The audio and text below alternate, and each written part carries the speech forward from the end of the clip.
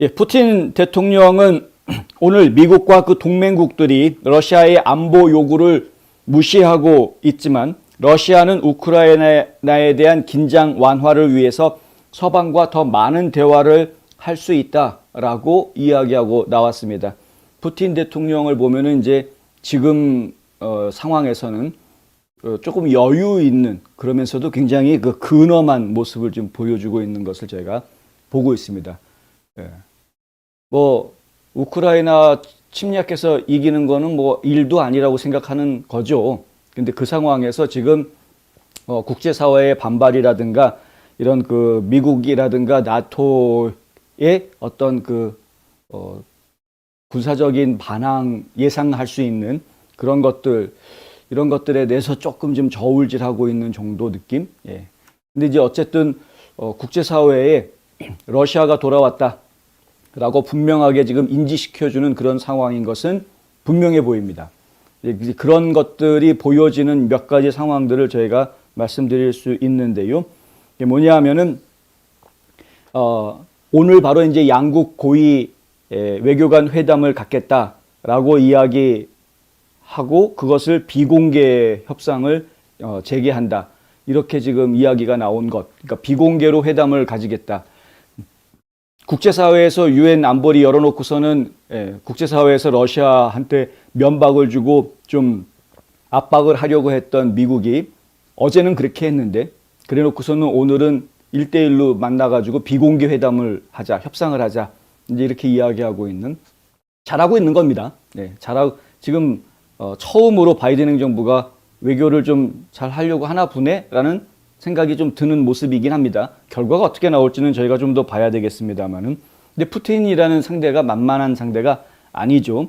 지금 상황이 어떠냐면 영국과 폴란드가 우크라이나를 방문을 해서 우크라이나의 수도를 방문을 해서 직접 나토가 이 우크라이나를 지켜주는데 어떤 모종의 역할을 해줄 수 있을 것 같은 그런 분위기를 이제 만들려고 하는, 그래서 함부로 러시아가 우크라이나로 들어오지 못하게끔 이제 지금 뭔가 쇼를 하는 그런 모습을 보여주려고 하는 상황이고요. 반면에 또 다른 나토 회원국으로 있는 헝가리의 빅토르 오르반 총리는 오늘 푸틴 대통령을 만나고 왔습니다.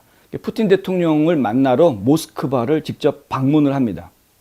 이거 가지고 이제 나토 내에서 이야기들이 좀 있었습니다. 이제 어떤 나토 회원국들은 아니 헝가리는 왜 따로 노느냐?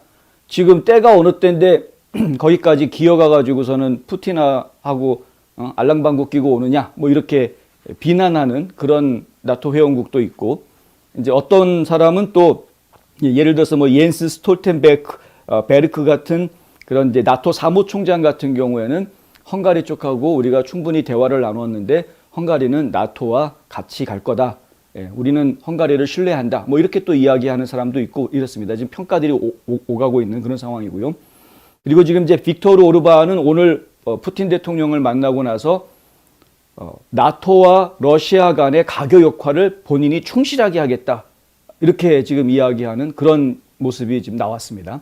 이런 것들을 보면은 좀 나토가 직접적으로 러시아하고 맞짱을 뜨려고 하는 모습은 확실한 거는 아니다. 가능하면은 이 부딪히지 않으려고 하는 그런 모습들을 계속해서 보여주고 있다. 독일도 그런 모습을 전에 계속 보여줬다라고 저희가 말씀을 드렸었죠.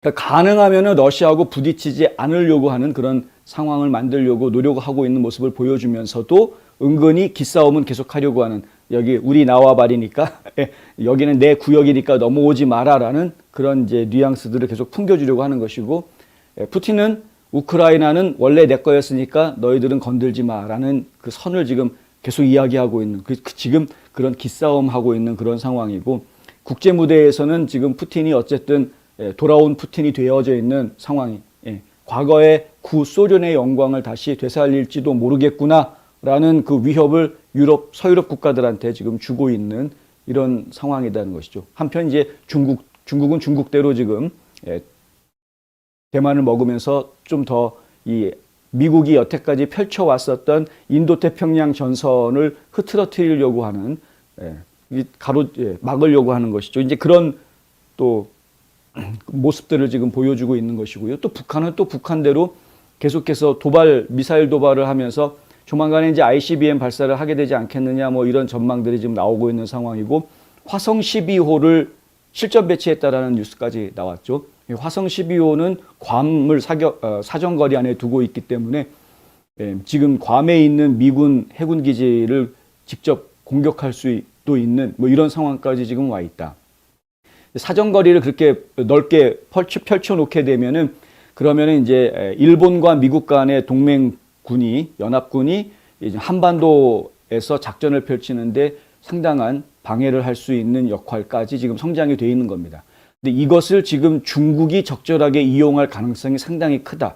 그러니까 원래는 이제 미국이 인도태평양, 과거에는 태평양 전선이었다가 그것을 인도태평양 전선으로 확대하면서 안으로 한 발짝 더 들어왔었습니다. 그래서 이제 쿼드를 만들게 되죠. 인도가 들어가 있고 인도, 일본, 호주까지 해가지고 쿼드를 조직을 해서 이 태평양, 인도양까지를 완전히 압박하는 형태로 전선을 짰는데, 중국이 대만을 먹고 북한이 미사일로 괌이 있는 지역까지를 커버해 주게 되면은, 그러면은 이 인도태평양 전선이 다 무너지게 되는 그런 이제 상황이 되는 거죠. 결국에는 지금 미국의 군사력이라든가 미국의 군사력에 의지해야 되는 지금 한국의 정세 입장에서는 굉장히 위험한 일이 지금 벌어지고 있는 이런 상황이다. 이렇게 볼 수 있는 것이고요. 근데 사실 우리한테는 그게 더 위험한 상황으로 보이는데, 그런데 지금 미국의 국무부도 그렇고 온통 관심은 전부 다 지금 우크라이나, 러시아로 가 있는 그런 상황이다. 블라디미르 푸틴 러시아 대통령이 그러면서도 주장하고 있는 거는, 내가 원래 처음부터 요구했던 것은 우크라이나로 나토가 확장하지 말라는 것이었었고, 러시아 국경 근처에 무기 배치하지 말라는 거였고, 동유럽에서 나토군 철수시키라는 이야기였다. 그거 조건 들어달라고 얘기했던 거였지, 우리가 무슨 뭐 우크라이나 하나 못 잡아먹어가지고 난리 난 사람처럼 그렇게 취급하지 마라, 뭐 이런 식으로 이제. 근데 내가 요구하는 이것들을 왜 무시하느냐, 이제 이렇게 나온 겁니다. 푸틴 대통령은 전쟁을 포함한 부정적인 시나리오를 피하기 위해서 대화가 계속되기를 바란다. 푸틴은 계속해서 난 직접 전쟁을 일으킬 생각이 없으니까 대화하자. 내가 원하는 건 이거다. 우크라이나로 나토가 우크라이나 받아들이지 말라는 거하고, 러시아 국경 근처에 있는 무기들 배치하지 마라. 동유럽에 있는 병력들 철수시켜라. 나토군 철수시켜라 이거죠. 동유럽에서. 그럼 동유럽에 있는 나토 회원국들은 불안해지겠죠. 언제 또 러시아가 쳐들어올지 모르니까. 근데 이게 지금 서로 푸틴이 원하는 걸 무조건 받아줄 수 있는 그런 요구사항이 아니기 때문에 이 안보 문제가 있기 때문에 그런 겁니다. 죄송합니다. 안보 문제에 있어서만큼은 일치의 양보가 이게 허용이 되지 않는 경우가 태반입니다. 그렇기 때문에 푸틴의 요구를 무작정 들어줄 수 있는 상황은 아닌 것은 분명합니다. 그런데 헝가리가 나토와 러시아 간에 이런 가교 역할을 하겠다라고 나서는 이유가 무엇이냐? 에너지 때문에 그렇습니다. 지금 이제 천연가스 의존도가 40% 정도 되는데, 최근에 작년에 러시아하고 추가로 천연가스 공급 계약을 맺으면서 에너지 의존도가 더 높아진 상황이라고 합니다. 헝가리 입장이. 지금 독일도 50%를 러시아에 의존하고 있는 이런 상황인 것이고요. 상황이 이렇다 보니까 러시아랑 싸우기보다는 어떻게든 타협점을 좀 찾아야 되는 이런 상황에 있는 것인데, 지금 나토군 입장에서는 미국의 눈치를 안 볼 수가 없는 상황인 거죠. 근데 미국에서는 지금 러시아하고 직접 대화해서 푸틴의 마음을 잡는 작업이 진행되고 있는 게 아니라 계속해서 지금 삿대질하면서 러시아가 그러면 안 되지, 네가 그러면 안 돼, 막 이런 식으로 오히려 이제 그리고 뭐 우크라이나에 쳐들어올 거를 기정사실화하고 뭐 이런 식으로 계속 바이든 행정부에서는 대응을 해왔기 때문에 러시아 입장에서는 이제 화가 나 있는 거죠. 우리는 지금 미국이 저렇게 얘기하는 게 오히려 더 지금 이 정세를 더 불안하게 만들고 있는 것이다. 나는 대화하기를 원한다. 이제 이렇게 지금 계속 이야기하고 있는 그런 상황이다. 진짜 대화하기를 원하는 건지 뭔지는 뭐 물론 그들이 원하는 게 있어서 결과를 얻기 위해서 대화가 필요하긴 하겠습니다만은, 저희가 지금 계속 지켜봐야 되겠다라는 이야기를 하고 있는 것이고요. 이럴 때 한 가지 좀 떠오르는 게 트럼프의 리더십이 아쉽다라는 이야기를 저희가 할 수밖에 없는 것이죠. 트럼프 대통령이 대통령으로 있었을 때에는 이런 이야기가 있을 이 필요 자체가 없었습니다. 왜? 푸틴 대통령과의 신뢰감이 형성이 돼 있었기 때문에 그 개인적으로 맺은 실제로 국익과는 그렇게 특별히 관계도 없는 개인적으로 맺은 그러한 신뢰감이 그것이 불필요한 군사 도발을 미연에 방지할 수 있는 톡톡한 역할을 했다라는 것을 제가 이번에 아주 자세히 보고 있는 중입니다.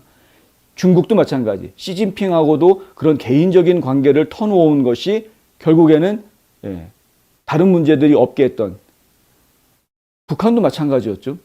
그러니까 이런 그 트럼프 대통령이 했던 방식들, 뭐 흔히들 얘기하는 뭐 탑다운 방식, 뭐 어쩌고저쩌고 얘기들 하고 있는데, 근데 어쨌든 그 트럼프 대통령이 했던 그러한 독특한 그 개인 차원의 정상 차원의 외교, 정상 외교의 독특함, 그것이 상당히 아쉬운 상황이다. 지금이라도 만약에 바이든하고 푸틴하고 간에 뭐 이미 2번이나 화상회의해가지고 싸우고 끝났지만은 싸우고 끝날 문제가 아니었던 겁니다. 아, 네가 그걸 고민하는 거였구나. 우리도 같이 고민하자. 이런 식으로 나갔더라면 오히려 문제가 부드럽게 풀렸을지도 모르는데, 그러니까 그런 부분들이 상당히 좀 아쉬운 부분이다라고 이야기하는 것이고요. 지금 이제 바이든 행정부에서 외교적인 것으로 풀겠다, 이거 외교적인 문제로 풀겠다라고 이야기하는 내용에는 사실은 그 뒷속에 어떤 것이 있느냐면은 바이든이라는 이 대통령이 가지고 있는 개인의 역량에 대해서 신뢰를 못한다라는 문제가 깔려 있기 때문에 이런 문제가 생기는 겁니다. 만약에 조 바이든 대통령의 개인적인 역량이 충분히 인정받을 수 있고 다른 사람들이 그 사람이 다 이끌어 나갈 수 있는 능력이 된다라고 인정하는 상황이었다면은 이렇게까지 오지 않는데, 대통령이 그건 자기가 직접 나서가지고 해결할 문제가 아니다, 자기가 나서봤자 해결이 안 된다라는 것을 분명하게 인지하고 있는 거고요. 그래서 결국은 외교팀에서 알아서 해라 이렇게 지금 돼버린 거기 때문에 결국은 유엔 안보리 소집하는 것으로 상황이 전개가 되고 있는, 바이든이 나섰다가 뭐 얘기가 안 된 거죠. 그러니까 그 얘기가 왜 안 됐을까? 핵심을 몰라가지고, 그리고 이제 미국 입장에서는 지금의 미국이 과거의 미국이 아니다라는 걸 좀 뼈저리게 느끼고 움직여야 됩니다. 아프가니스탄에서 엉터리 철수하면서 미국이 지금 위상이 국제사회에서 너무나 많이 추락해 있다는 걸 분명하게 좀 인지를 해야 된다. 그리고 전 세계가 미국 내에서 지금 어떤 일이 벌어지고 있는지 다 알고 있다는 거. 지금 미국 내의 국민들의 이 민심이 트럼프 쪽으로 많이 옮겨오고 있다는 거, 이런 것들을 전 세계가 다 알고 있다는 것도 우리가 알아야 한다는 것이죠. 그런데 지금 바이든 행정부가 그런 부분에 대해서 지금 해외에 있는 정상들이 바이든 행정부 스스로를 어떻게 보고 있는지에 대해서 지금 너무 모르고 있는 것 아니냐라는 그런 아쉬움, 이런 것들이 지금 엿보이는 대목들이다, 이랬습니다. 푸틴은 우크라이나가 나토 회원국으로 군사작전을 시작한다고 생각해 보자라고 이야기하면서, 우리가 나토와 전쟁을 해야 하나? 누가 그런 생각해 본 사람 없나? 보아하니 아니군 이라고 이야기합니다. 푸틴은 이 모든 사람의 안전을 보호할 수 있는 방법을 찾아야 한다고 말하고 있습니다. 그런데 동시에 언제든 나토가 덤비면 우리는 맞짱 떠볼 생각이 있다라는 뉘앙스도 계속 풍기고 있다라는 것이죠. 그리고 사실 지금 좌파 언론들, 특히 이제 AP통신, AFP, 뭐 로이터 이런 그 통신 회사들이 이렇게 지금 위급한 상황, 위기 상황 쪽으로 계속 이 우크라이나 사태를 표현하고 있는 것도 문제입니다. 그러니까 지금 독일이라든가 헝가리라든가 이런 나라들이 직접 러시아와 대화하면서, 특히 프랑스도 그렇고요, 러시아와 직접 대화하면서 이 문제를 풀어가려고 하는 그 접점을 찾으려고 노력하고 있는 것, 그런 부분들을 만약에 좀 더 부각시켜 주었다면 그러면은 이 사태를 바라보는 국민들의 마음도 조금 달라질 수 있는데, 지금 긴장 일변도로 지금 보도들을 하고 있는, 그러니까 이제 대화하자라고 얘기했는데도 불구하고 대화하자라고 말을 하면서도 한쪽으로는 지금 언제든 싸울 수 있다라는 말이 같이 나오고 있다, 이런 식으로 이제 보도가 나오니까, 그런 것들이 결국에는 긴장을 더 부추기는, 불난집에다 막 부채질하고 있는 뭐 이런 모습이 지금 되고 있는 상황도 없잖아 있기는 있다라는 이야기도 함께 전해드립니다.